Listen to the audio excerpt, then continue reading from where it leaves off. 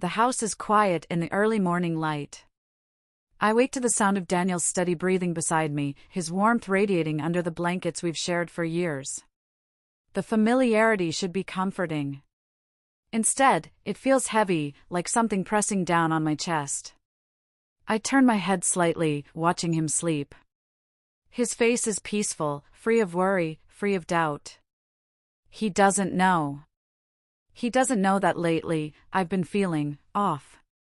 Restless. Like something inside me is shifting, a whisper of something I can't quite name. I should be happy. By all accounts, I have everything I ever wanted: a good husband, a stable life, a home filled with quiet affection. There are no explosive fights, no betrayals, no cold silences. Daniel loves me, and I love him. At least, I think I do. But love, I've come to realize, is a complicated thing. I move through the motions of my morning routine, hoping the weight in my chest will ease with coffee and distraction. The kitchen is filled with the smell of toast and freshly brewed espresso, the radio humming softly in the background. Daniel joins me a few minutes later, dressed in his usual crisp shirt and dark slacks. "Morning," he says, pressing a quick kiss to my cheek before pouring himself a cup of coffee. "Did you sleep okay?" I nod. "Yeah. You?" "Like a rock." He smiles, taking a sip. "Busy day ahead?" I nod again, though my mind is elsewhere. I barely register the rest of the conversation, something about his schedule, a meeting, dinner plans. I respond when I need to, but the words don't feel like mine. Because underneath it all, something is stirring inside me. A feeling I don't understand. A longing I can't explain. Later, when Daniel leaves for work, I stand by the window, watching his car disappear down the street. The house is silent now, and for a moment, I let myself exhale. It's been like this for weeks, this strange, unshakable feeling of restlessness. It started subtly at first. A vague sense of unease. A quiet discontent that crept into the spaces between us. I told myself it was nothing, that it would pass. But it hasn't. And deep down, I know why. I know where this is leading. I just don't know if I have the strength to stop it. The restlessness follows me throughout the day, clinging to my skin like a shadow. No matter how hard I try to push it aside, it lingers, an ache just beneath the surface. I busy myself with work, errands, the little tasks that make up a life. But nothing feels quite real. The hours slip by, and still, I can't shake the feeling that something is missing. And then, a message. At first, I don't recognize the number flashing on my screen. It's been years. More than I care to count. But the moment I read the words, my breath catches in my throat. I wasn't sure if this was still your number. But I had to try. "How have you been?" My hands tighten around the phone. Ethan. The name is a spark, igniting something deep within me, something I thought had long been extinguished. I stare at the screen, heart pounding, my mind racing back to another time, another version of myself. Ethan. My past. My almost. The man who once knew me better than I knew myself. The one I walked away from. I should ignore it. I should delete the message, push it away, pretend I never saw it. But I don't. Instead, my fingers hover over the keyboard, hesitating. I tell myself it's nothing. A harmless conversation. Just catching up. And yet, as I type my reply, I've been good. It's been a long time. Something deep inside me shifts. I press send. And just like that, the past is no longer in the past. I don't hear back right away. For hours, I check my phone more times than I care to admit, my pulse quickening each time the screen lights up. But there's nothing. By the time evening falls, I convince myself it doesn't matter. Maybe it was a mistake, one of those fleeting moments of nostalgia that don't mean anything in the grand scheme of things. So why do I feel disappointed? Daniel comes home later than usual, his tie loosened, his brow creased from a long day. I greet him with a smile, setting a plate on the table as he sighs and sinks into his chair. Long day? I ask, watching as he rubs his temples. Exhausting, he murmurs. The team's a mess, the new project's behind schedule. Sometimes I think I should just quit and open a bookstore somewhere quiet. I laugh softly, but he doesn't. He's too distracted, too tired to notice the way I hesitate before sitting across from him. We eat in comfortable silence, the kind that comes from years of knowing someone. And yet, there's a distance between us, one I've felt growing for months. Daniel is a good man. He's steady, reliable, the kind of person who never wavers. But as I watch him now, his eyes glued to his phone, his mind elsewhere, I wonder if he still sees me the way he used to. If he ever wonders about the weight of silence between us. Or if it's only me. Later, after the dishes are washed and Daniel is in the shower, I check my phone one last time. And this time, there's a message waiting for me. It has been a long time. Too long. I'd love to catch up. Coffee? A sharp breath escapes me. This is it, the moment where I should stop, where I should close this door before it opens any further. But instead, I find myself typing back. I'd like that. I press send before I can think twice. And as I slip into bed beside Daniel that night, feeling the warmth of his familiar presence, I can't ignore the quiet thrill creeping into my veins. A door has been left ajar. And I don't know if I want to close it. The coffee shop is tucked away on a quiet street, the kind of place where conversations are murmured and time feels slower. I arrive early, my fingers wrapped around a warm cup, but my nerves keep me from drinking it. I shouldn't be here. The thought repeats itself over and over, a steady drumbeat in my mind. But despite everything, despite the guilt that lingers in the back of my throat, I don't leave. The bell above the door chimes, and then... Ethan.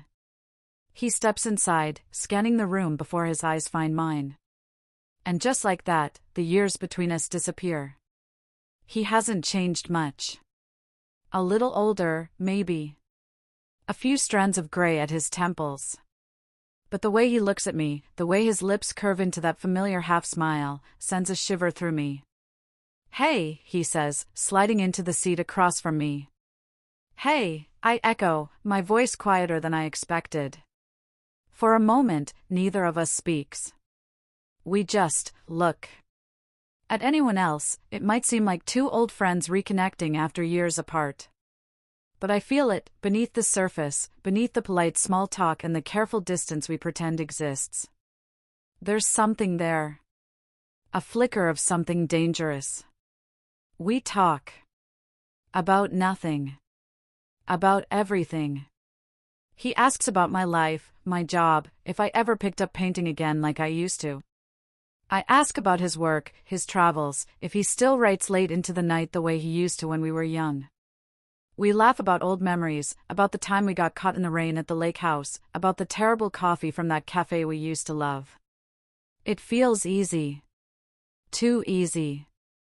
But there's an edge to it, a quiet undercurrent running beneath every word. Because there's one thing we don't talk about. Us. What we were. What we could have been. What this meeting actually means. By the time we leave, the sun is beginning to dip below the horizon. He walks me to my car, his hands shoved into his pockets, and for the first time all afternoon, silence stretches between us. I reach for my door handle, forcing myself to turn away. It was good to see you, Ethan. But before I can slip inside, he speaks. Was it? The question is soft, almost careful. But it makes me freeze. I turn back to him, heart hammering. Of course it was. He studies me for a long moment. Then why do you look like you're about to run? I don't have an answer. Because he's right. And we both know it. That night, I lie awake beside Daniel, staring at the ceiling, feeling the ghost of old emotions pressing against my ribs. This should have been nothing.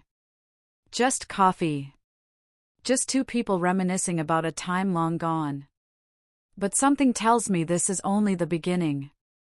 And deep down, I'm not sure if I want it to stop. Days pass, but my mind refuses to let go. I tell myself it was nothing, just a conversation, just coffee. But deep down, I know better. I know it by the way my thoughts keep drifting back to Ethan. To his voice, to the way his eyes searched mine, to the unspoken words that hung between us. I know it by the way I hesitate before texting him again. And by the way I do it anyway.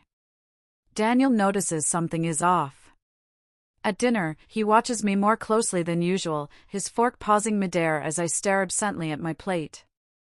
"You've been quiet lately," he says, his voice laced with concern. "Everything okay?" I blink, forcing a smile. "Of course.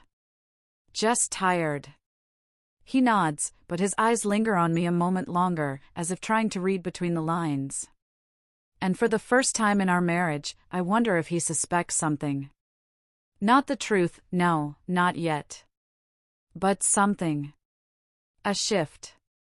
A crack in the foundation. And I wonder if that's how it starts, the unraveling. Ethan and I fall into a rhythm. The messages become more frequent, then calls, then stolen moments squeezed between the obligations of my life. I tell myself I can stop anytime. That I'm in control. But with every conversation, every lingering pause, I feel myself stepping closer to the edge. And when he asks to see me again, I don't even hesitate.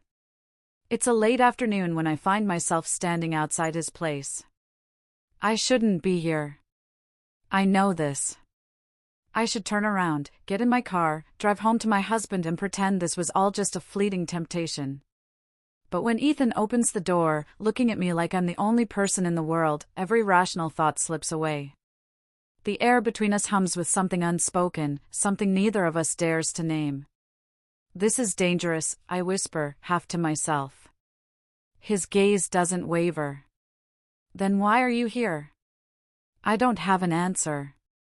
Or maybe I do, and I'm just not ready to say it out loud.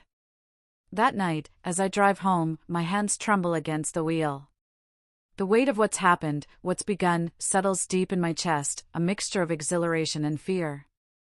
There's no turning back now. I have stepped onto a path I can't walk away from. And the most terrifying part? I'm not sure I want to. In the days that follow, my life splits into two. By day, I am Daniel's wife. I move through our home with practiced ease, setting the table, folding laundry, listening to him talk about his work. I nod at the right moments, smile when expected. I play my role so well that even I almost believe it. By night, I am something else entirely. A woman who checks her phone when Daniel isn't looking. A woman who lingers too long in front of the mirror before leaving the house. A woman who carries a secret pressed against her ribs, thrilling and terrifying all at once. Because I see Ethan again. And again. And again. Each time, I tell myself it will be the last. Each time, I promise myself I'll end it before it goes too far. But the line keeps shifting beneath my feet, and soon, I don't even know where it was to begin with. Daniel notices my distance, though he never says it outright. But I catch it in the way his gaze lingers when he thinks I'm not looking. The way he reaches for my hand at night, his fingers curling around mine as if to anchor me. One evening, as we sit together in the quiet of our living room, he turns to me. "You've been different lately," he says, his voice careful. Distant. I freeze. My heartbeat stutters. I force a laugh, brushing it off. I've just had a lot on my mind. Work's been stressful. Daniel doesn't look convinced. "You know you can talk to me, right?" he says gently. "About anything." For a fleeting moment, I want to. I want to spill everything, to tell him about the restlessness, the loneliness, the way I've felt myself slipping away from the life we built together. I want him to hold me and promise that we can fix this, that it's not too late. But I don't.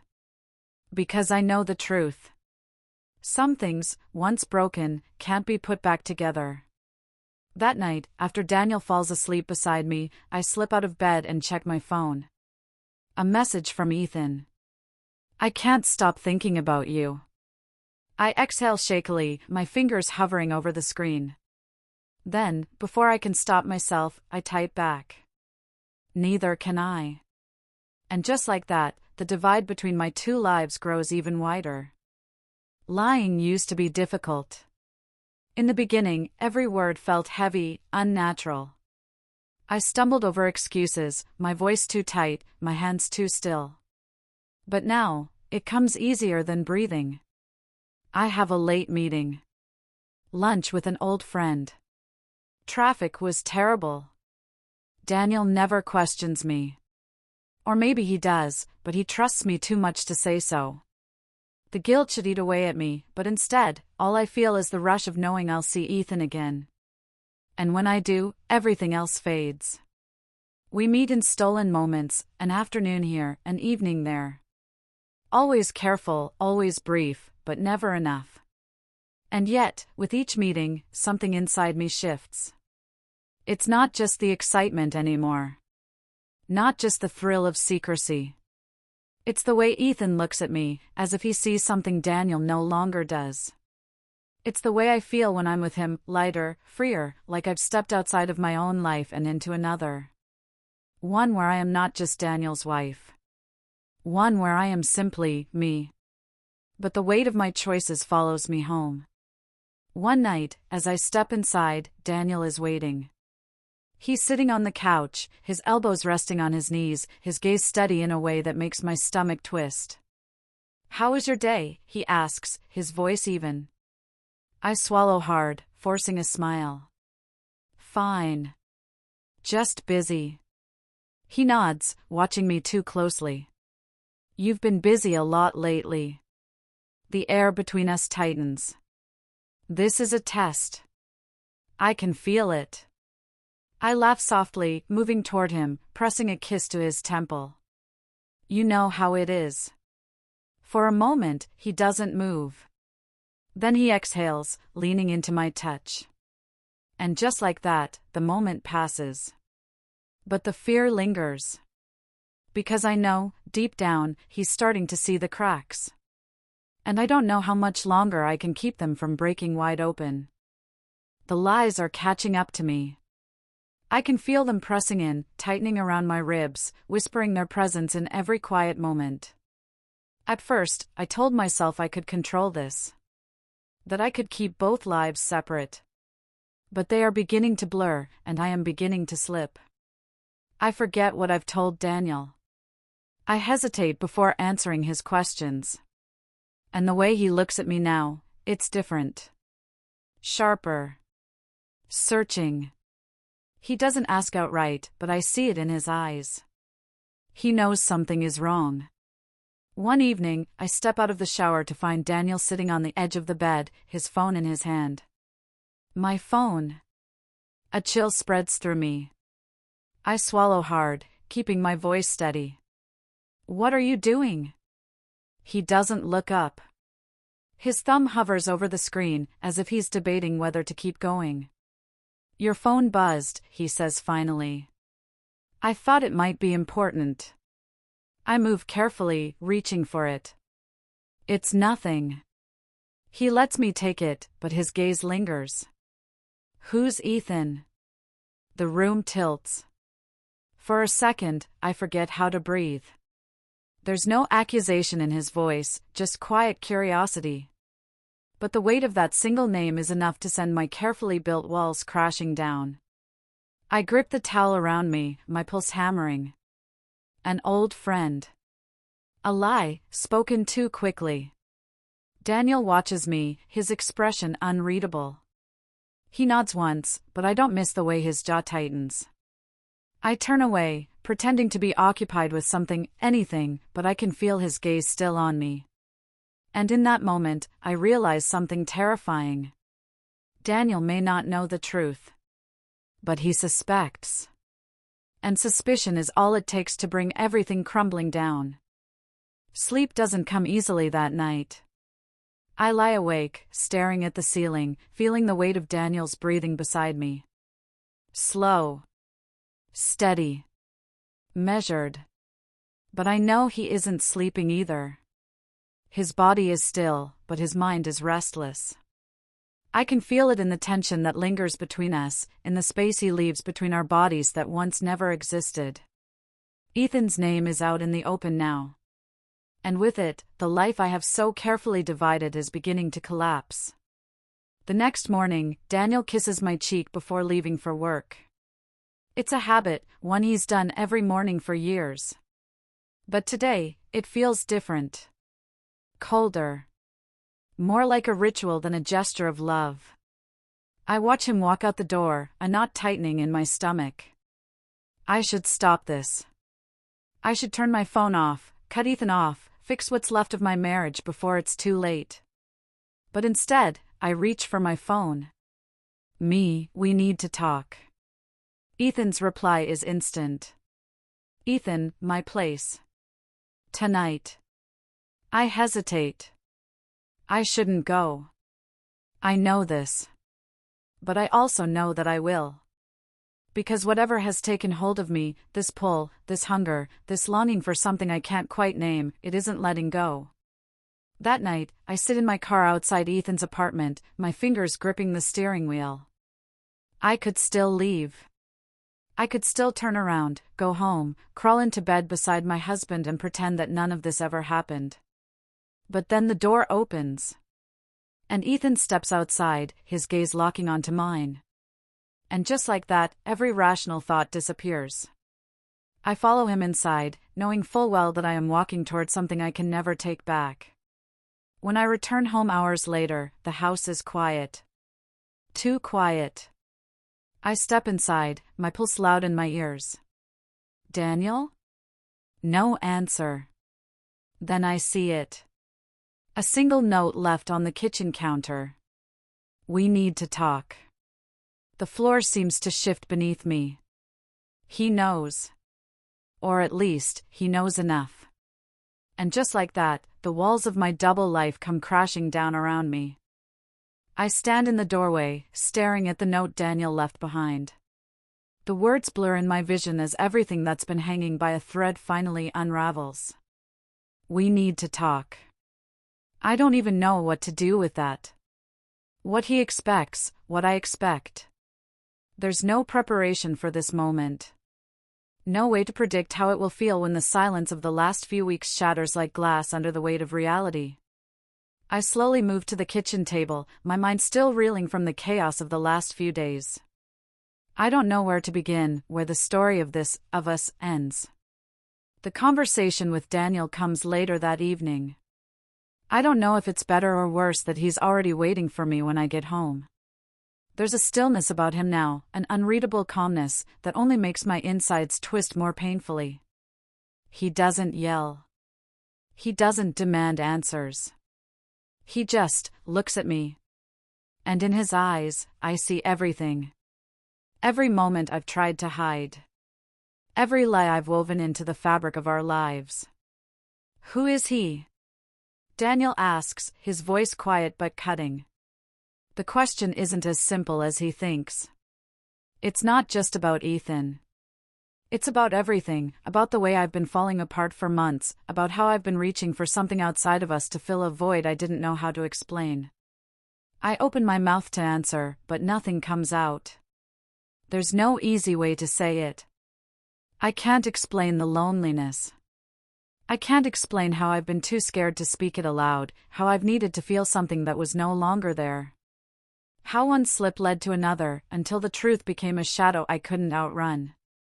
I'm sorry, I whisper, but even as the words leave my lips, they feel hollow. Too small. They don't change what's been done. Daniel looks at me, really looks at me, and I know. I know this is the moment everything changes. That our life, as we knew it, is gone. And what comes next is something neither of us can predict. Do you still love him? Daniel asks softly.